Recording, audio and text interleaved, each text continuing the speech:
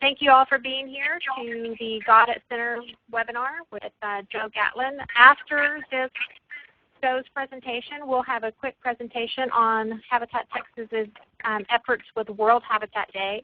And Rick Carlson, who is an intern at the Austin Presbyterian Theological Seminary. He's our intern. He's a student at Austin Presbyterian Theological Seminary in Austin, and he's been working on some faith relations. So we're really lucky to have Rick, and I very much appreciate what he's been able to contribute to our team. So we'll start with Joe Gatlin, and thank you all Habitat Texas folks for being here, for being members and supporting our work. Thanks, Joe. Go ahead. Does it look okay now? You just need to drag that gray box off to the side and you'll be good. Okay, let me see if I can get that out of the way.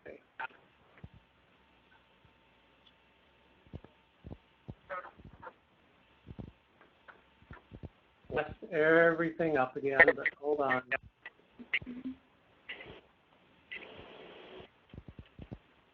Okay, and let's go with this global prayer. I hope you can see this now.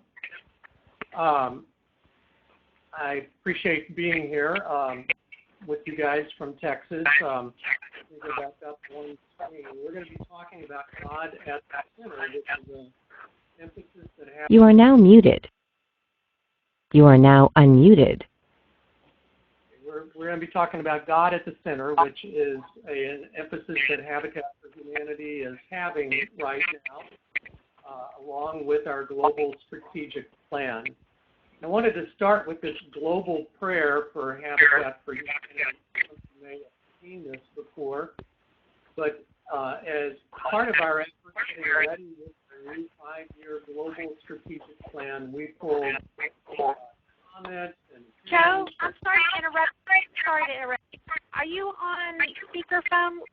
There's a feedback loop that makes it a little hard to hear. Yeah, let me try headset here. If that helps.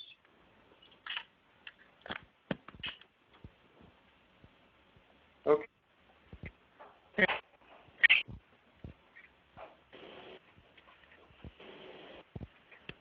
Amy, can you hear me? Yes.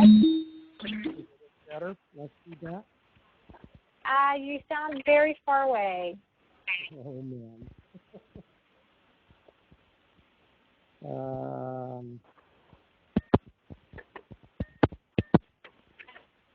How is that? Speak up and you should be fine. Okay. Well, I apologize for all the technical difficulties. I do want to start out with this global prayer, which is something that emerged from a lot of input we had from around the globe the last 2 years as we got ready for launching our strategic plan, the new global strategic plan, which I hope you guys have seen. The prayer goes, God teach us humility so that we may listen, confess and forgive, serve in relationship with the poor, persevere in our mission, unify as one body with many diverse parts, which fell off the screen but is very much there, and act with courage and boldness.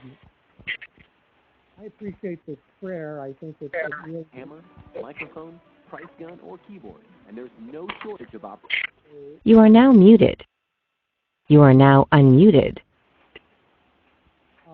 So I want to start out with the question, and I'm hoping, I don't know, Amy, if people can be unmuted just for a bit in answering this question. I'm interested in how you feel your Habitat affiliate keeps God at the center of its organization and its work.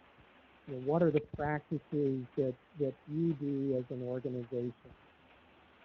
Can anybody offer up anything that you're doing at a local level?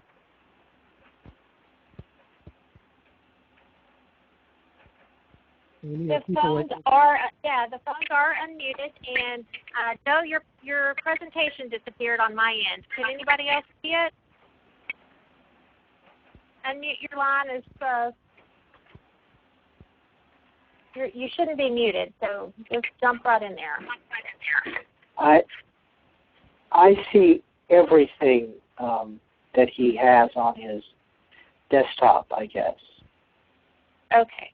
I see his entire desktop, and I don't see the prayer.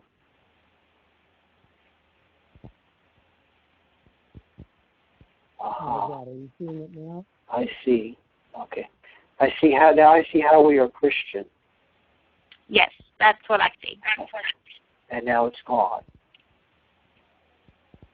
And now I hope that. There it is. Okay, thank you. We'll get there. So the question is, how in your local affiliate are you keeping God at the center, expressing your Christian identity?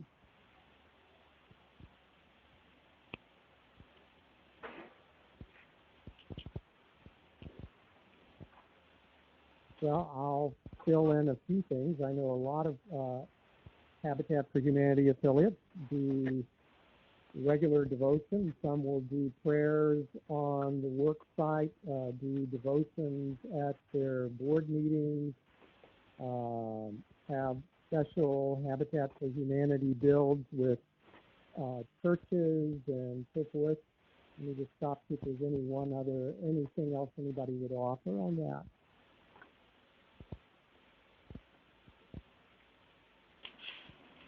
Okay, there may be some ideas as we move on along. I've been with Habitat a long time. I work out of Texas. There's a number of you on the phone I don't know. Some of you I do know. I was founding executive director of Waco Habitat back in 1986. Part of what attracted me to Habitat were just that it was so Christian, and there was we had such unusual ways of expressing that. Some of you may be aware, I would hope all of you are aware to some degree, of Koinonia Partners, the intentional Christian community that Habitat grew out of there in Americus, Georgia. I visited Koinonia way back in the 1970s. And then my very first visit to Habitat International was in 1981. Here are the few of the things that I noticed. At that time, at our headquarters, there were devotions every day, 5 days a week. And of course, that was a fairly small organization at that point. But I remember everybody gathered. You are now muted. You are now unmuted. Everybody gathered in an upper room, and we had the devotions with the prayer and so forth to start out every day. Another thing that was going on, very unusual in many organizations, but Habitat saw this as a clear expression of its Christian identity. Its salary structure in those early days was needs-based. This had come out of the communal living experience at Koinonia, where everything was shared in common. Habitat had salaries, but basically, I think it was on an annual basis, people would get together and talk about, who had special needs, how large families were, and so forth, and the salaries were not based on position, but really based on needs. Another thing in those very early days and in Habitat's Christian expression, which was a fairly radical stance, was that it kept almost no reserves. I remember Millard Fuller felt very strong about this.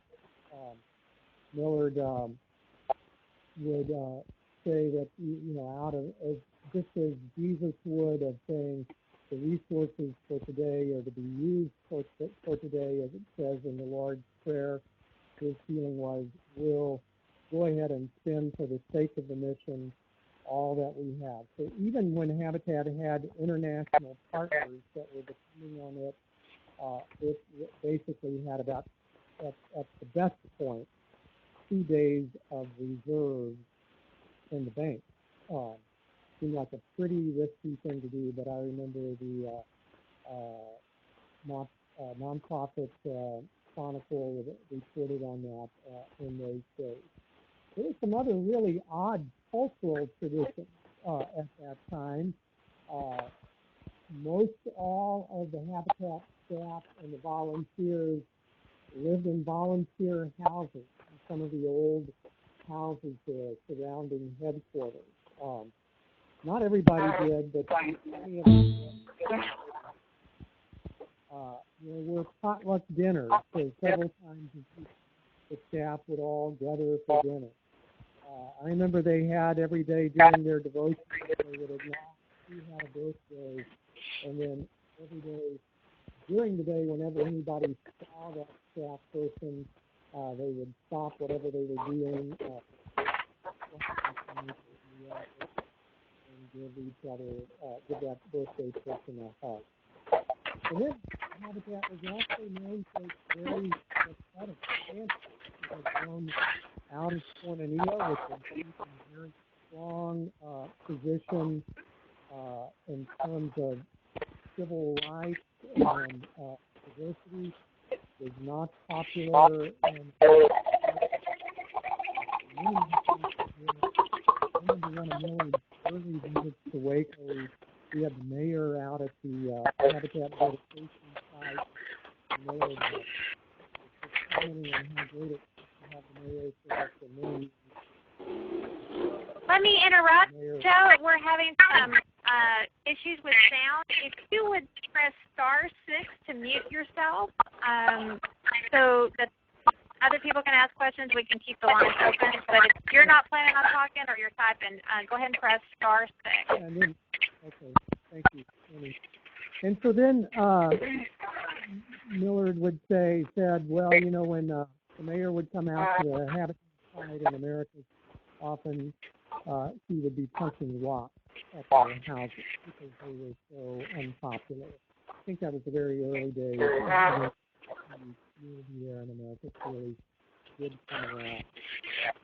So that was the early days. Still, you know, many years later, Habitat is more than 35 years old, 40 years. We are still very much identified as a Christian organization. Our mission statement, which you can see there on the screen, talks about seeking to put God's love into action. Habitat brings people together to build homes, communities. And following our mission statement in our core documents, which are several, but the number one principle that we list in our core documents are to demonstrate the love of Jesus Christ. We're very firm in this and keeping this as part of our core documents. I've heard Jonathan Rexford recently, within the last year, when one affiliate of the U.S. Council that comes from a much more secular environment was saying, you know, we really need to eliminate this from our mission. We need to eliminate Jesus from our mission. Jonathan was adamant that this is non-negotiable. It's not going away. And then, if you go to the Habitat International website, you click on the About Us tab, the very first thing that says about Habitat for Humanity International is, as a nonprofit Christian housing ministry, it says it is a nonprofit Christian, as you can see there on the screen. And then it goes on to describe more what Habitat is, but that is the very first thing out the gate. So we're still very intentional in saying we are a Christian organization. However, and this is what I wanted to ask another question, I unmute and share what it is about this. It's become increasingly challenging for us as an organization to keep God at the center. And that's why we have this emphasis. And I just wanted to ask you guys, what are the challenges we face as Habitat for Humanity? Do you think in keeping God at the center? Whether these are challenges you face at a local level with your affiliate or we based in Habitat International? Any of you, can you offer anything up on that, please? Star 6 to unmute the phone.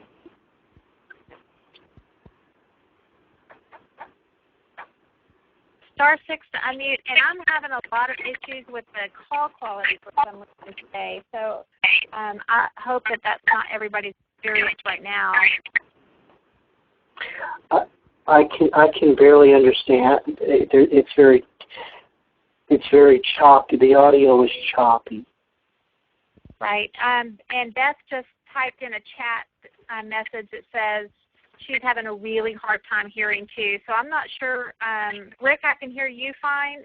Joe, there might be something with your connection, and I apologize for that. Rick, can you hear me okay? I hear you fine.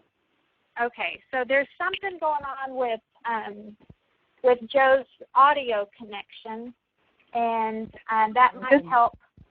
Amy, Go I'm ahead. wondering if I This should is Bethany Ghost. I can hear you fine too. It's Joe that I can't hear. Okay. Well, unfortunately, Joe's the one that we need to hear. So, Joe, do you have? Is there an? I don't know if you're on a cell phone or if there's a landline that you could call. And I'm sorry we're having these I'm going to issues. call. Give me a second. Okay.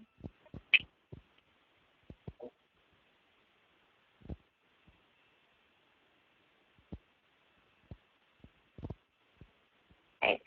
We'll just Amy, stand by. can you give me Yes. the call-in number? I'm sorry. Say that again. Can you give me the call-in number? I don't have it handy here on my screen. Sure. Are you ready? Yes, I'm ready. It's 949-202-4265, and the PIN number is 630-1988 pound sign. It's not any better on the call-in. Okay.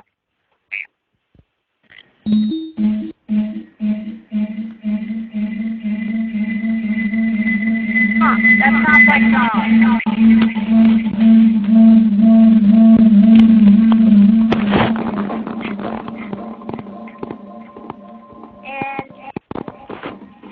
Amy, just mute me on the.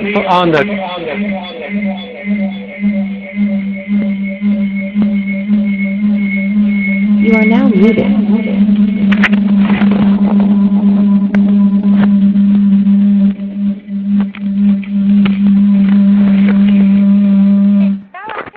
Okay, I think maybe we got it. Sorry about that. That sounds better.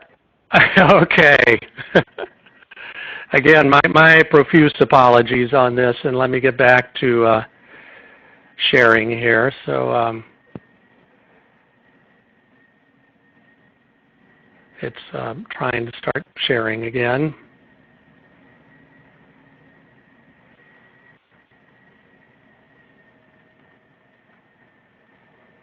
So anyway, if you all could, I had asked what are the challenges while I get the screen back up? What are the challenges that we face in keeping God at our center as an organization?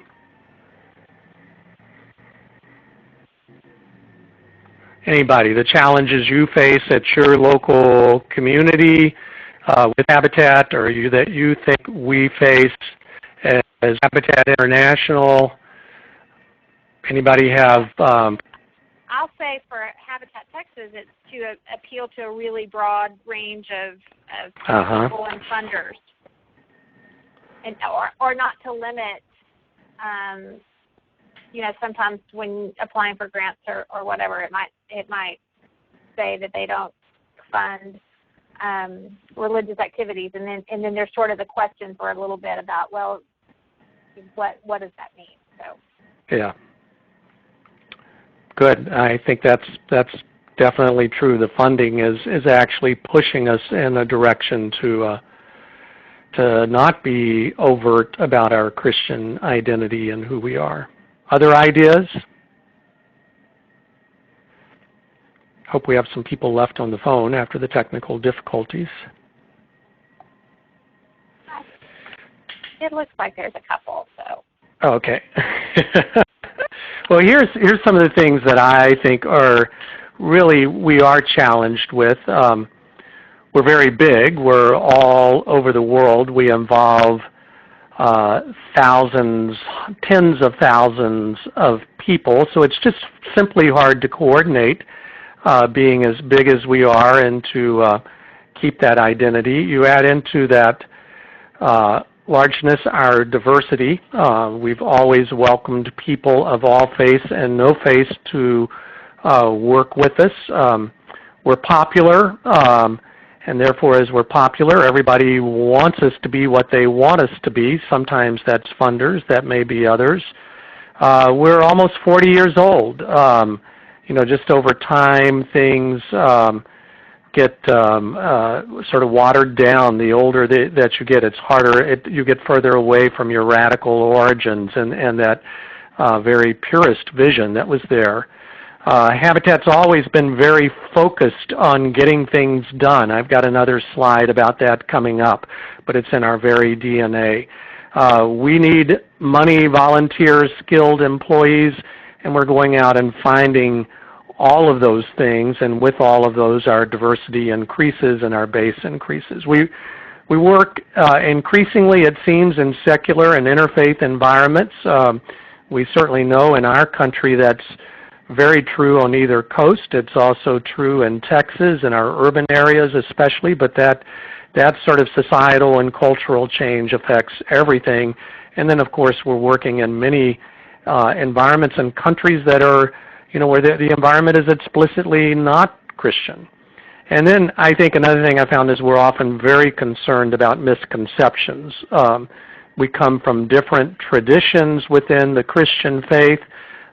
Sometimes we're concerned about how, that people will misunderstand what Christianity is about. So all those are things that have caused us to be challenged as we go on. This is the slide I was talking about. This is Clarence Jordan and Millard Fuller.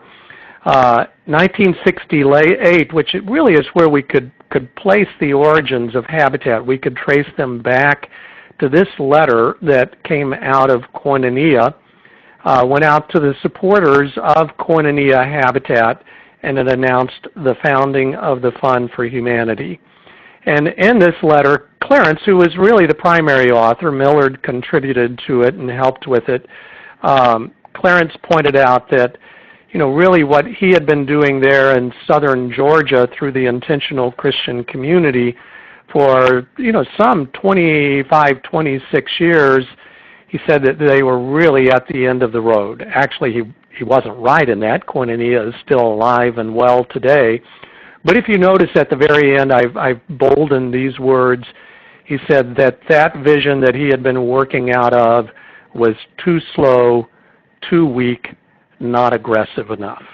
I often look back at those words and I realize, that was in our very birth, in the very DNA of who we are as Habitat, that there was the effort to create a ministry and an organization that would be faster and stronger and more aggressive, and therefore always changing and always challenged in keeping its identity.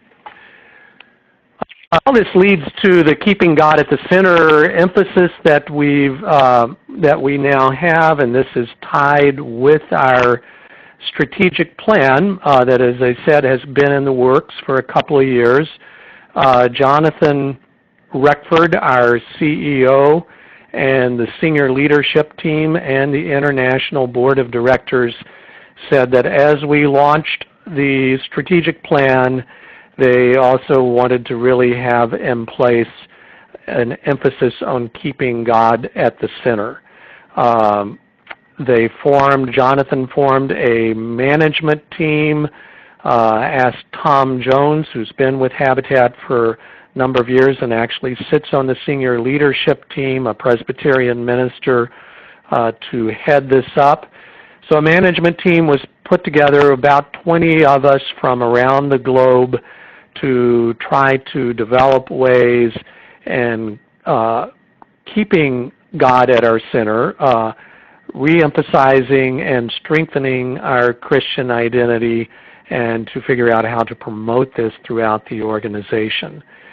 Our very first purposes, and this, the number one there, speaks to just the ongoing effort, is to keep God at the center, weave it into the very fabric of Habitat's ministry, that it would not just be just a short-term emphasis, but that we would look in how to our very practices, policies, departments, just the things we do every day, how can we promote this emphasis? Then as part of our new strategic plan, that God at the center would be put there at the very heart of the global strategic plan. It is mentioned on the new strategic plan webpage on my.habitat as a central part of our emphasis, and we've gone on to number 3, encouraging every Habitat entity, all of our national organizations, all of our affiliates, to include a God at the center emphasis as part of their strategic plan, to actually set some objectives, to, well, first to really discuss it and discuss what practices we can use, and then to set some objectives and begin to really be much more conscious about this. I think it's a much needed emphasis, and I'm glad we've really are taking off with this. This is, we do have a God at the Center homepage. It's easy to find on my.habitat. If you just if you go to the strategic plan homepage, you'll find a link to the God at Center homepage, or you can search for it. Things we've got on there right now are a general statement about God at the Center. We've got some of the historical Habitat material that we've used, and we're continuing to add to that, trying to get it in a very organized fashion so it's accessible.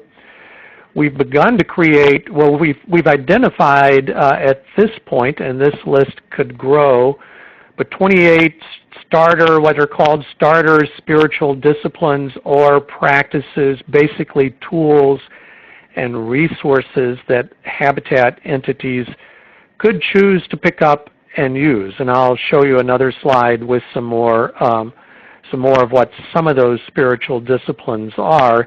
But they're really just resources, tools for folks to use.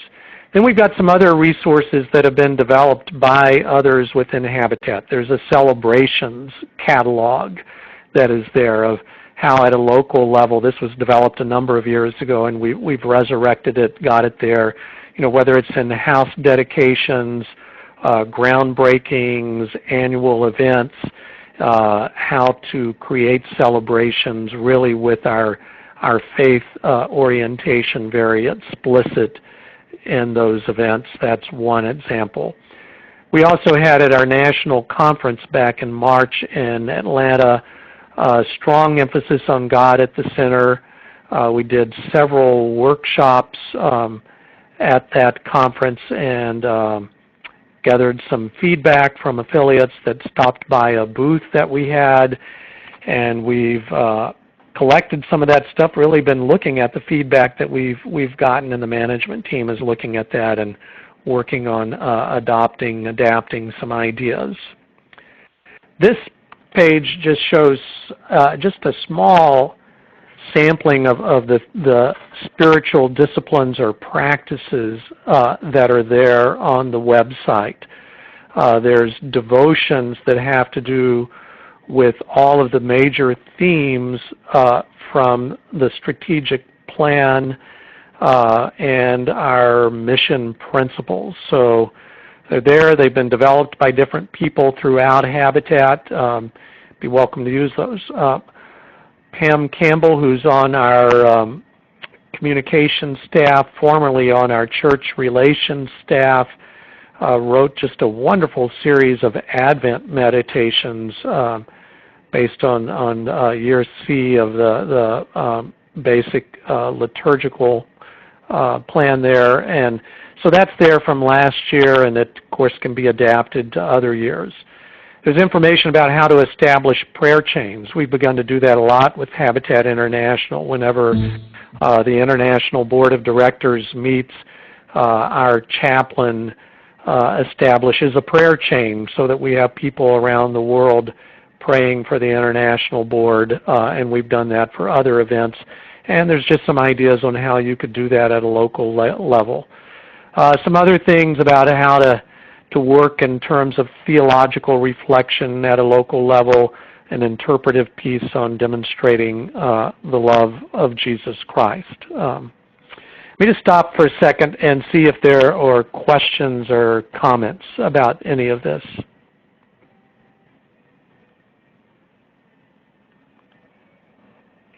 Okay. Star 6 to unmute. We also have, you can enter it into chat or the question and answer, and I'll be glad to say it if the unmuting isn't working. Okay.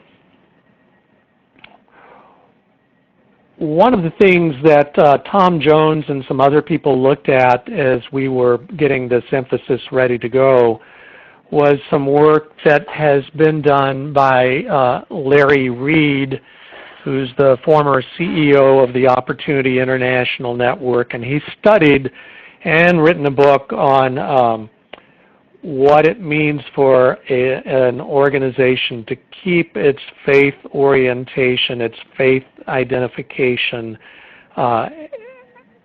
intact and actually growing over time.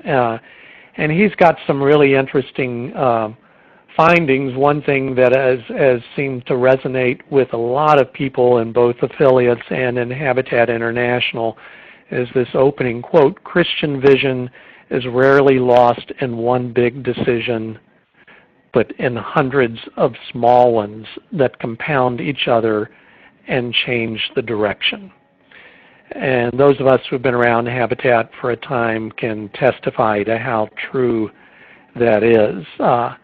That it really is, just the daily things, the sort of lost practice over time. Somebody that had a passion for really the Christian identity, or maybe it was for doing devotions, regular devotions at the board meeting, or a site construction supervisor that called the organization or volunteers to prayer to begin, a voluntary thing as the day began, that those people leave and nobody else picks it up. And it really is those small things that happen that seem to be where we lose the war.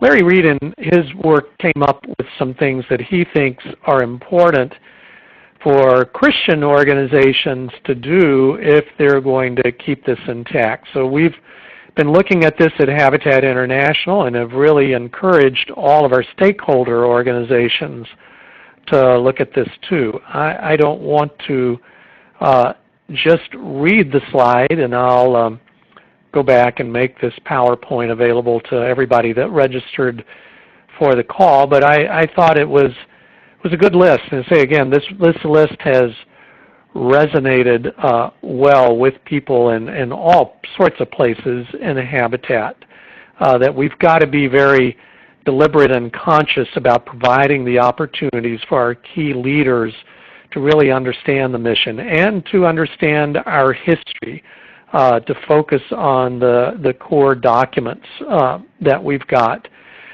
This third one, Amy, this has to do, I think again with what you mentioned earlier, that it is very important to consciously maintain a sustainable core of funding that allows us to be committed to the mission and doesn't force us to be compromised to our Christian vision, because so much of this does happen with funding, with funders who want to push us towards more of maybe an interfaith or secular articulation of who we are as an organization. growing leadership. That's the last one is an interesting one of having, a regular checkup or audit within the organization. And then I thought that the very last one was something that I really think there's great wisdom in this, which is not segregating the faith factor to one part of the organization. So Habitat, I think, Habitat International, we struggle with this. Sometimes it seems like to have a particular department that is responsible for articulating the Christian identity and calling that to mind would be helpful, or at a local affiliate to recognize that in somebody's office. The danger of that, of course, is that everybody thinks, well, that person or that department does the work. Not saying that's maybe not a good strategy, but it really can't get isolated into that one department. So that comes back to our very first purpose with keeping God at the center, which is to weave all this in through the whole organization into all of our departments to find ways that will keep this alive. So let me come on to our last slide. I would really, if there are folks on the call, if you could help here, I'm searching for ideas. Colleen Dudley, who's the executive director of the SSO in Tennessee, is also sitting on this management team. I was talking with Colleen this morning about some ideas. There's others of us. Kevin Campbell, who's executive director of an affiliate in North Carolina, is also helping to work on this in the U.S. context. And I would only want to create things that will be useful and helpful. So I'm just curious, any other ideas here on the phone as to what might help you meet the challenges you face, or ideas you think that are out there for Habitat International to pursue? *6 to unmute again.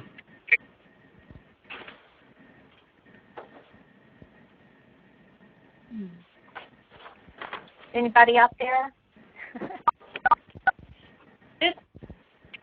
This is Cass from Amarillo, and I found something that I would love to see on the iHabitat is the letters that used to be accompanied with Bibles that we used to get, I guess. I'm a new executive director in Amarillo, and reading past notes, things like that, we used to get these Bibles, but I think that letter is a nice touch whenever we do present Bibles to our families.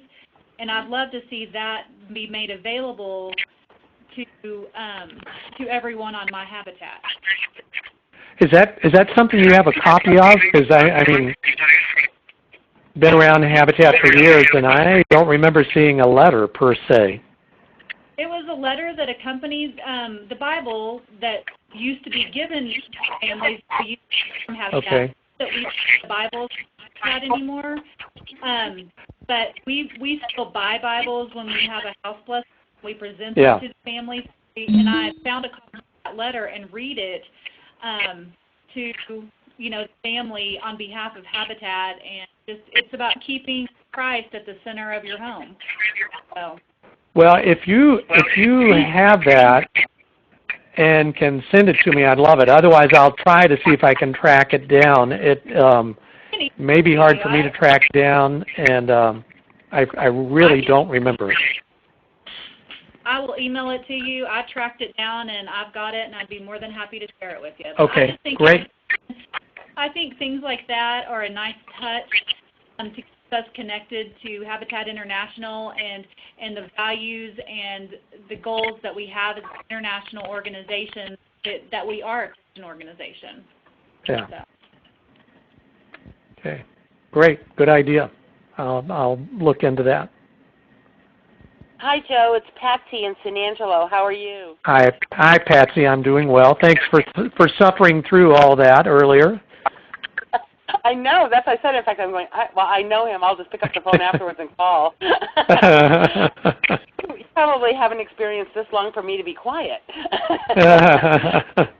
You know, again, I'm from the old school, and actually we've never had an issue, really, with keeping God Center because from the days we opened our doors, we've always told everybody that this is a God-driven program. And, of course, devotions are so important to tie things in and to bless whatever project, event, or whatever you might have, you know, taking off. We've always done that, and we just feel that that's, you know, kind of a, you know, part of our program. We've never not done it and done whatever, and we've never had anyone to this date complain. But one of the fun things that we do, and some people get out of the habit of it because it is kind of onerous as far as, you know, labor intensive, but we love being at Lowe's and having people, we have a set of studs, you know, like a whole pallet full, delivered out to the front of the store, and we have people take and turn a construction stud into a blessed board, and then we use those blessed boards to frame up the house. How do you do that, Patsy? Turn a construction stud into a blessed board? Yeah. Basically, they pay money, a donation. Usually, they pay about $5 to repurchase the lumber, and then they write on it blessings, prayers, scripture. We've done it at baseball games where we took a whole pallet of things out there, and people made donations, and they would write on them different things. Well, a lot of people were writing scripture, and we didn't happen to have a Bible handy, so people were saying, well, what does that mean? I said, we're going to have to look it up, I think. And then our local bishop came, and I said, Bishop Mike, I have a test for you. And we were trying to find out what all the different scripture was because they just put down, a chapter and a verse, and we were like, but they didn't put the words down. They just put the numbers and the name, and it was like, okay, well, we're going to have to do this. And so, also, I use prisoners, on the working on the building of our home during. And so we asked them, the boards especially that have scripture and things on them, to place them appropriately within the house. So if it says, bless all who enter here, don't have it be a bedroom window. Yeah. So, good. Something. Yeah. Well, those are good ideas, and, just hearing ideas from you like this, maybe I'll start to capture some of these, and this may be another thing we can just do on the website page is just share some of the ideas and maybe they aren't best practices, but, promising or workable practices, meaningful practices that different affiliates have found. Those are interesting ones. Other ideas, things that people are doing or resources you think that would be great to have?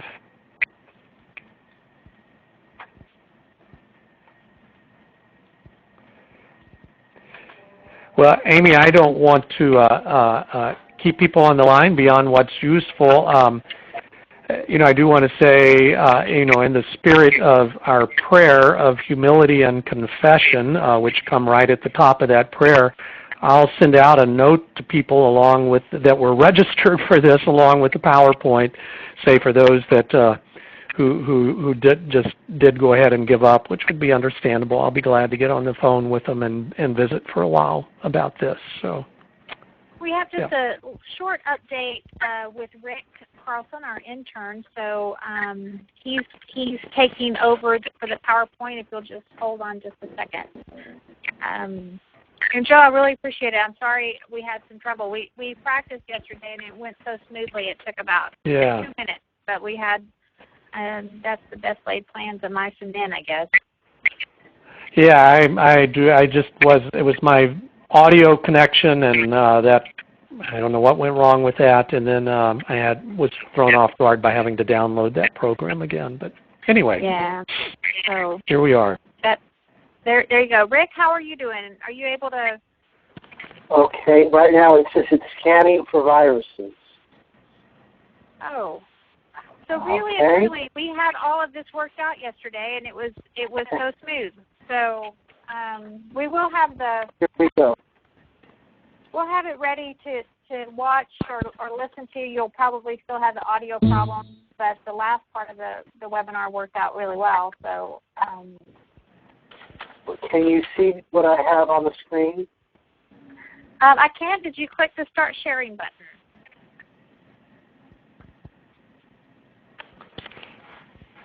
There you go. Oh, no. That looks like, It's coming, I think. I think so. It says you are currently sharing your screen. Yeah, I see. So you might just pick to share just that. There you go. That's better. And don't forget to drag that that dialog box off to the side.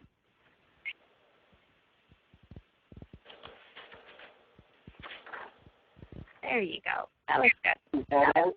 Okay.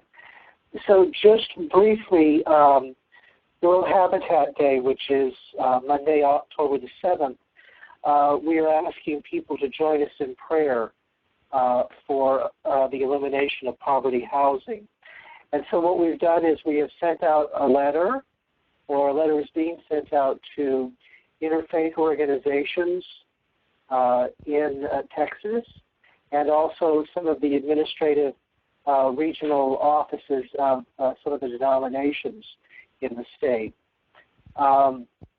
We are asking, as I said, the World Habitat Day is going to be a social media event in Texas.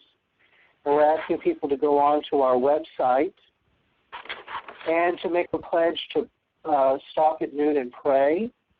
Also to write a prayer in the comment section, to get others in their organization to join us on the website, to write a prayer on the website, and to make the pledge to pray with us at noon on Monday, October the 7th. And also, as I said, to talk with others in their organization. And hopefully what this will do is make us stronger to build longer lasting relationships with those outside of our organization so that we can continue to build affordable housing.